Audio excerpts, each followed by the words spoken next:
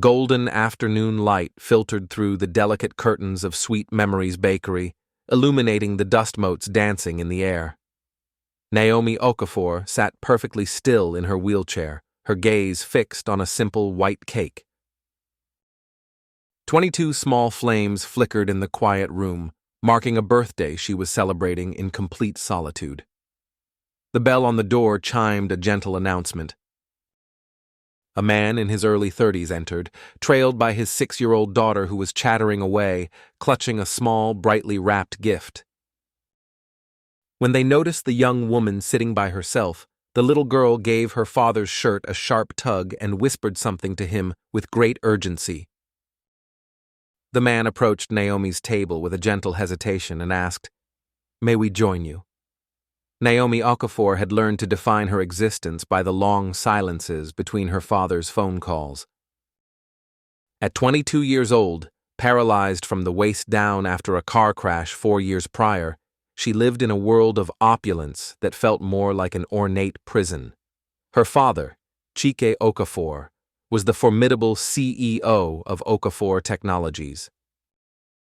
He was a man who could sway boardrooms and shape markets, yet seemed incapable of sparing 5 minutes for his only child. The accident had fractured more than just her body, which no longer obeyed her desperate commands to stand or run. It shattered her connection to the only family she had left. Chike had thrown himself into his work with the desperate energy of a man escaping his own powerlessness. He provided everything material, round-the-clock nursing care, a sprawling mansion outfitted with every conceivable accessibility feature, and the most renowned doctors who all delivered the same verdict.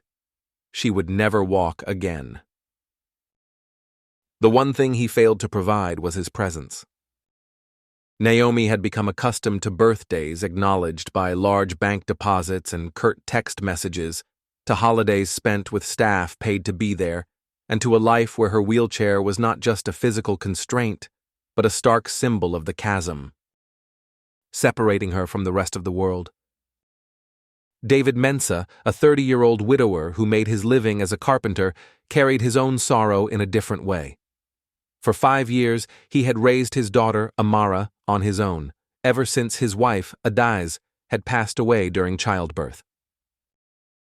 Where Chike Okafor ran from pain, David had learned to coexist with it, teaching his daughter that happiness and grief could occupy the same heart. His workshop was a place of comfort, smelling of fresh sawdust and endless possibilities. Every piece of furniture he lovingly crafted was a meditation on finding permanence in a world that was always changing. Amara had been gifted her mother's radiant eyes and her father's compassionate spirit, a blend that made her acutely aware of the loneliness in others. It might have been because she grew up in the loving shadow of a mother she'd never met, learning from a young age that love wasn't confined by physical presence, and that families could be both broken and complete at once. David had instilled in her the importance of noticing the quiet people, those who lingered in corners, the ones whose smiles never quite reached their eyes. "Everyone needs a friend, Amara," he would often say. "Sometimes you have to be the brave one and offer it first."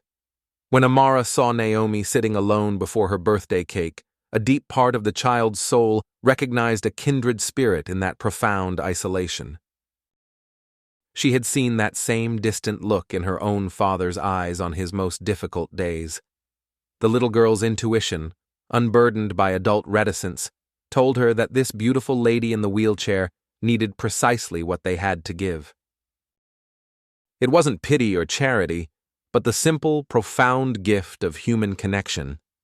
David, following his daughter's lead as he often did in matters of the heart, saw the immense weight of sustained loneliness in Naomi's posture. He recognized the careful way she held herself, as if trying to take up as little space as possible might make her solitude less glaring. His carpenter's eye, trained to see the potential beauty in rough-hewn wood, looked past the designer clothes and the expensive wheelchair to the person underneath, who was quietly drowning. The choice to approach her wasn't a calculated risk. It was as instinctual as breathing, as vital as his own heartbeat. "Excuse me," David said, his voice warm and careful, after Naomi looked up, startled by their presence. "We were just wondering if we could join you. My daughter here would love to wish you a happy birthday." Naomi's eyes widened, her gaze shifting from the man with the kind face to the little girl who was practically bouncing with anticipation. When was the last time someone had asked to join her instead of being paid to be near her? Amara didn't wait for a formal invitation, stepping forward with a small cupcake she had been holding, which was adorned with a single star-shaped candle. "I'm Amara. This is for you. I made it with Daddy this morning. We come here every year on this day because it's my mommy's birthday too. She's in heaven, but Daddy says she can still see us celebrating." The pure innocence of the child's gesture, the straightforward way she wove together death and celebration in the same sentence, pierced through the protective walls Naomi had built around her heart. David pulled out a chair, moving with the unhurried grace of a man who understood that life's most meaningful moments cannot be rushed. "I'm David," he said. "That's a lovely cake." No one should have to celebrate alone, Naomi found herself nodding, unable to form words past the sudden lump in her throat. When Amara began to sing Happy Birthday, in her sweet, slightly off-key voice, Naomi closed her eyes and made a wish for the first time in 4 years. The wish was painfully simple. She wished not to be alone anymore.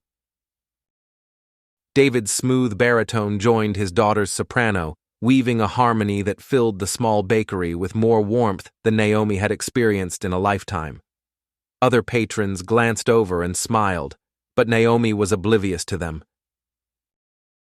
Her entire world had shrunk to this one table, to these two strangers who had chosen to see her, to sit with her, and to give her birthday meaning once again. Over the next few weeks, what had started as a serendipitous encounter blossomed into something deeper and more significant. David and Naomi began meeting regularly at a local park, where Amara would feed the ducks and talk endlessly about her drawings, her favorite books, and the mother she pieced together from her father's stories. Naomi quickly discovered that David's company was effortless. He didn't stare at her wheelchair with pity or awkwardness.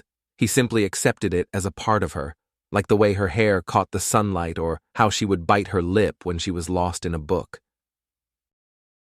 Their conversations, which began in the safe shallows of literature and Amara's antics, gradually moved into deeper waters. David spoke of a days not with the raw agony of fresh grief, but with the warm smoothness of a cherished stone he had turned over in his pocket 1,000 times.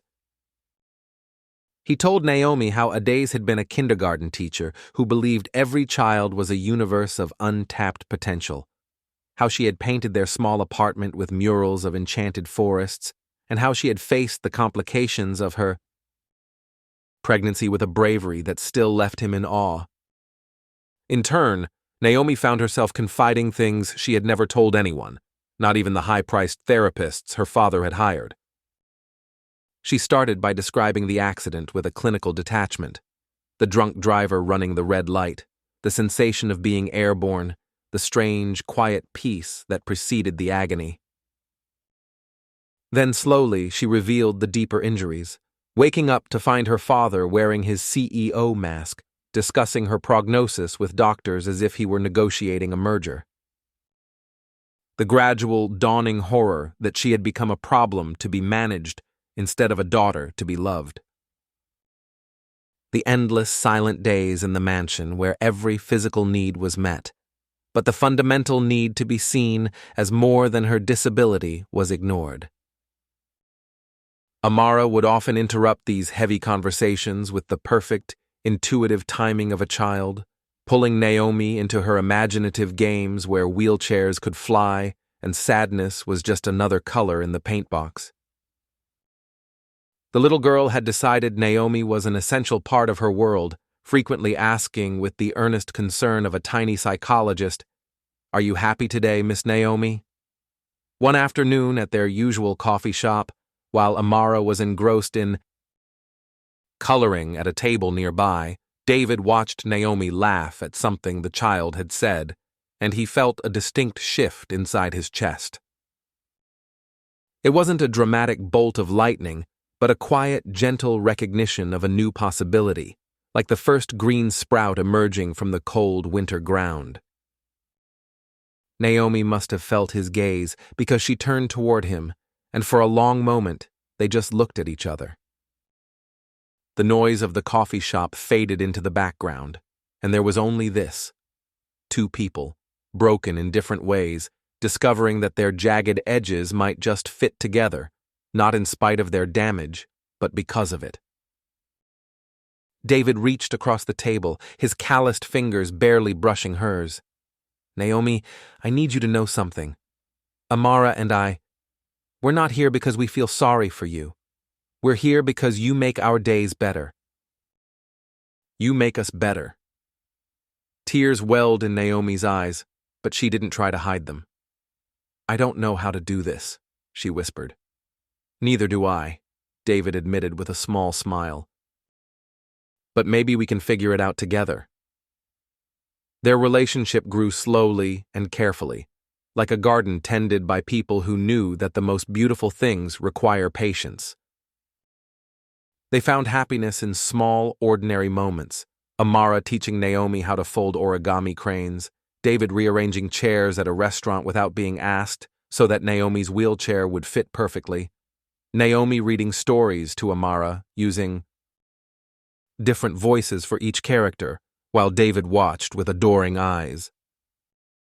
This small universe of their healing family might have continued to expand in peace, but Chika Okafor had been observing from the shadows of his corporate skyscraper.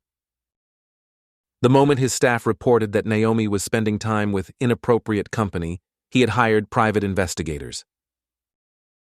The files on his desk painted a picture that ignited a cold fury within him. David Mensa, a working-class widower of modest means, was spending hours with his vulnerable daughter. To Cheek, the motive was glaringly obvious. This man was a predator, targeting a fragile heiress. He summoned Naomi to his study one evening, a room she rarely entered, with its intimidating wall of stock tickers and its oppressive smell of expensive leather and disappointment. "You will cease all contact with this man immediately," Cheek commanded, his eyes fixed on his laptop screen. "He's using you, Naomi. What else could he possibly want from someone like you?" The cruelty of his words, the casual dismissal of her worth beyond her inheritance, struck Naomi like a physical blow. "Someone like me?" she repeated, her voice dangerously low. "You mean your broken daughter? The one you can't even stand to look at because she's a reminder that you're not actually God?" Chike finally looked up, his face a mask of controlled rage that Naomi recognized from the hostile takeover meetings she had witnessed as a child. "I am protecting you. You're naive, Naomi.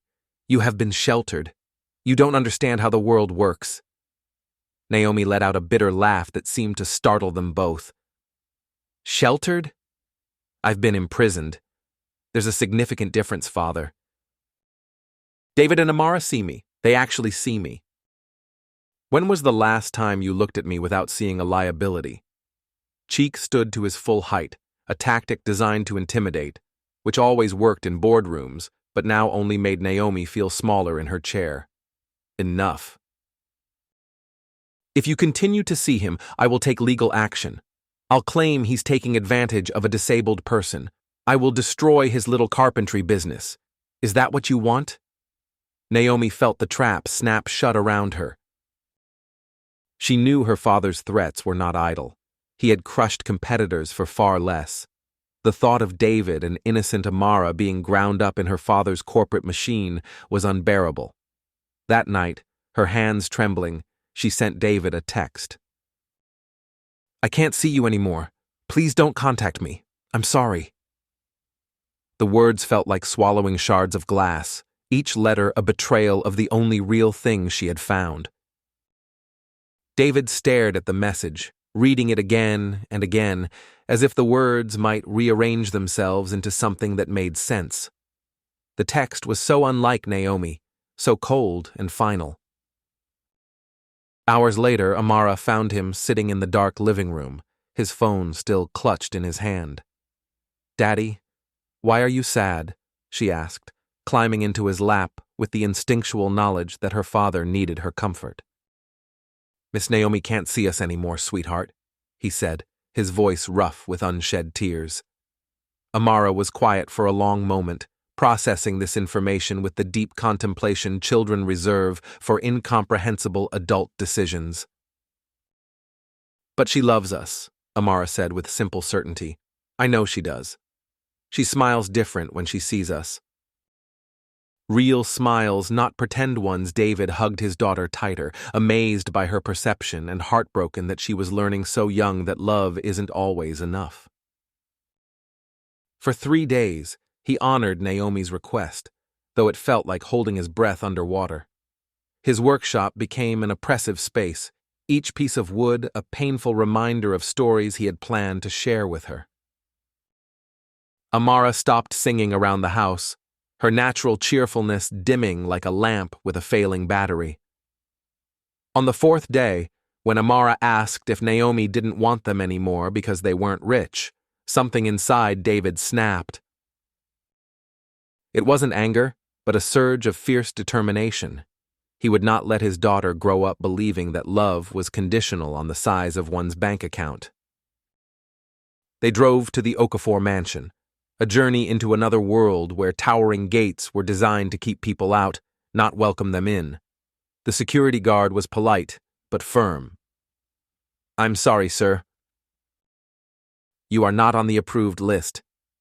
Behind him, the mansion loomed like a magnificent prison. Amara pressed her small face between the cold iron bars of the gate. "Miss Naomi," she called out. "Miss Naomi, we miss you. Please come back." Her small voice carried on the wind, a child's pure, desperate longing that no amount of money could ever buy or sell. Inside the mansion, Naomi heard that precious voice calling her name. She had been confined to her room, refusing to leave since her father's ultimatum. The sound of Amara calling for her was almost unbearable, each word a sharp reminder of what she had sacrificed to protect them. She wheeled herself to the window and saw them at the gate, David standing with his hand on Amara's shoulder, both of them looking utterly lost. Something inside Naomi didn't break, but rather snapped back into place, like a dislocated joint finding its proper home. She thought of all the years she had been obedient, all the times she had prioritized her father's comfort over her own happiness. She realized that protecting David and Amara from her father meant nothing if it destroyed them all in the process. Naomi maneuvered her wheelchair to the service elevator, the one used by the staff, deliberately avoiding the main floors where her father might be. She made it to the kitchen's back door, where Maria, the cook who had known her since she was a child, took one look at her determined face and simply opened the door without a word. "Be happy, mija," Maria whispered, her understanding absolute. The evening air was cold, and a light rain had begun to fall, but Naomi didn't care. She knew exactly where she needed to go, pulled by the same instinct that had first brought them together. By the time she reached Sweet Memories Bakery, she was soaked through. The wet sidewalk made pushing her wheelchair difficult, and her arms ached with the strain, but she pushed onward. With trembling hands, she pulled open the door, the bell chiming her arrival like an answered prayer. The bakery was nearly empty, but there, sitting at the very same table where they had first met, were David and Amara, looking just as lost as she felt. They had come there after being turned away from the mansion, drawn by the same magnetic pull of memory and hope. "Naomi!" Amara cried out, leaping from her chair and running to her, wrapping her small arms around Naomi's wet frame without a second's hesitation. "You came back. I knew you would." I told Daddy you loved us. David stood up slowly, his eyes taking in her drenched state, the sheer desperation and resolve etched onto her face. Without a word, he took off his jacket and wrapped it around her shoulders, his hands lingering for a moment, feeling her tremble beneath his touch. You're freezing, he said softly. What are you doing here, Naomi? She looked up at him, rain and tears mingling on her cheeks. I'm choosing, she said, her voice clear and strong. For the first time in 4 years, I'm choosing. I choose you. I choose Amara. I choose us. My father can threaten all he wants, but I won't live in that prison anymore. I won't. David knelt beside her wheelchair, bringing himself to her eye level, his own eyes glistening with emotion. Naomi, are you sure? Your father. He could make things very difficult. He could hurt us, financially and legally. Naomi reached out and cupped his face with one cold hand, feeling the rough texture of his jaw and the warmth of his skin.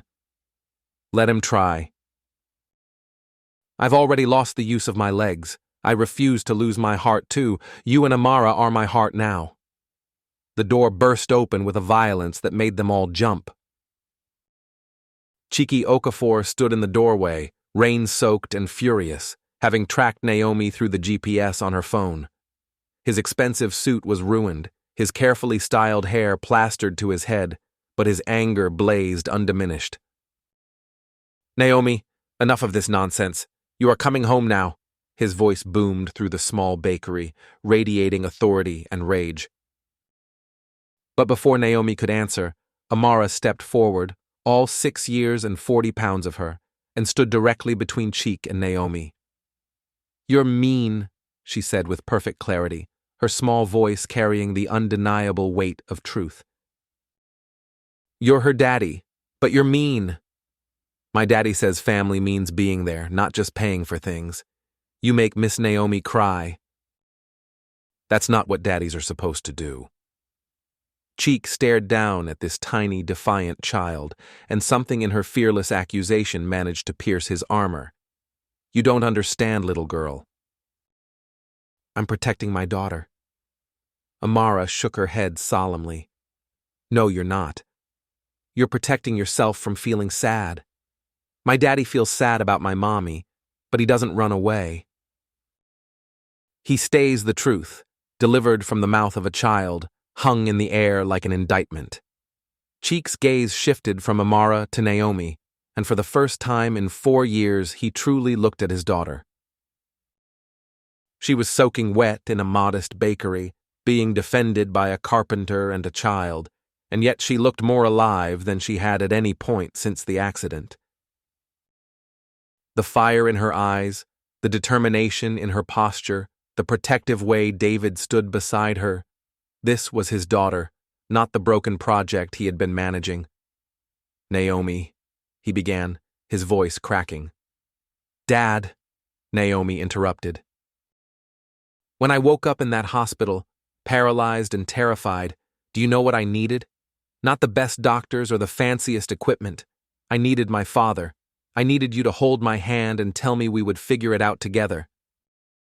Instead, you disappeared into your office and threw money at the problem. Well, I'm not a problem to be solved. I am your daughter. And I am in love with this man, who sees me as whole, even when I'm broken. Chike's shoulders sagged, the fight draining out of him as suddenly as it had appeared. He walked slowly to a nearby chair and sat down heavily, looking every one of his 60 years. The rain outside intensified, drumming against the windows like an accusation. I didn't know what to do, he admitted, his voice barely a whisper.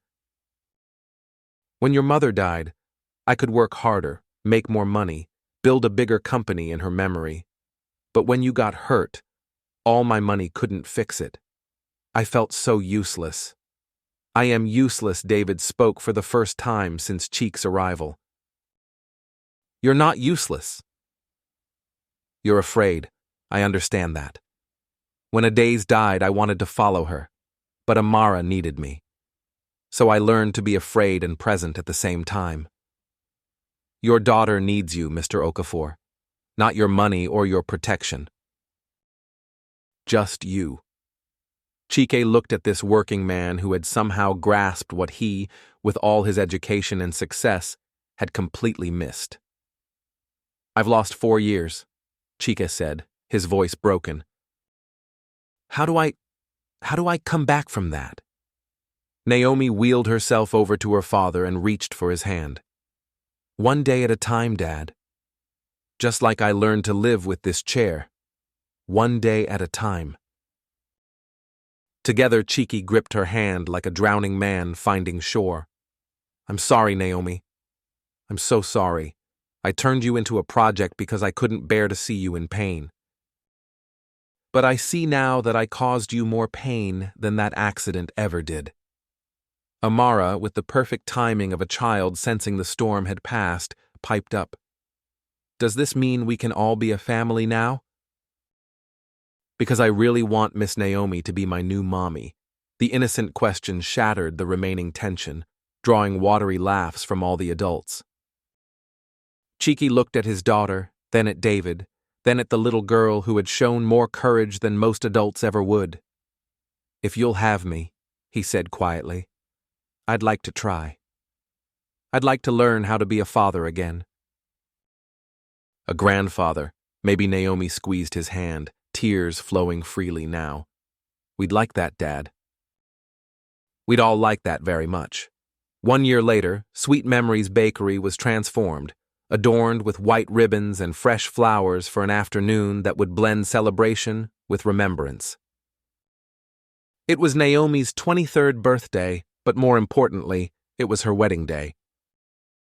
She had chosen to hold the ceremony in the very place where her new life had truly started, where a stranger's kindness had opened a door she thought was locked forever.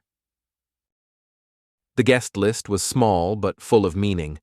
David's fellow carpenters who had become like brothers, some of Naomi's old friends who had reconnected after she left her father's gilded cage, the bakery staff who had witnessed their love story unfold, and Chike, who stood ready to walk his daughter down the aisle.